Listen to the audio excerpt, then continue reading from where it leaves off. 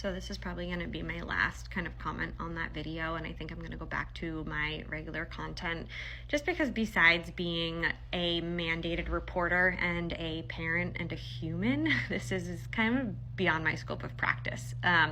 But seeing all the activity that video that I posted got, regardless of the spelling errors, it took so much traction, and it's just nice that everyone has the same like mind of, this just doesn't sit right and something kind of needs to be done in regards to using children as content.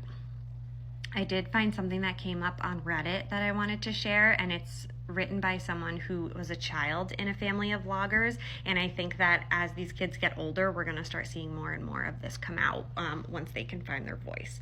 So he wrote, she wrote, I was brought up by parents who family vlogged. They started vlogging when I was around 7 and they stopped 3 years ago. It doesn't say how old they were, and this was posted a year ago, so they stopped 4 years ago. I want to hugely avoid speculation as to who my family is, so I won't be sharing much more detail. The channel had over 500,000 subscribers. My family finally stopped when there was a mental health crisis in the family as a result of the channel. This was never shared online. If you're a family vlogger or are considering it, please read this and consider my perspective. I wanted to share for a while, but I didn't know how.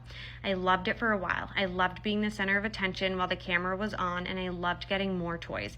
I stopped loving it when I realized the only time I got attention was when the camera was on, and the only time I got toys was when I was to perform in a way that it was meant to. I'm going to list some stuff that happened and how it affected us. So I'm just going to post that, and you can hold down the screen and pause to read.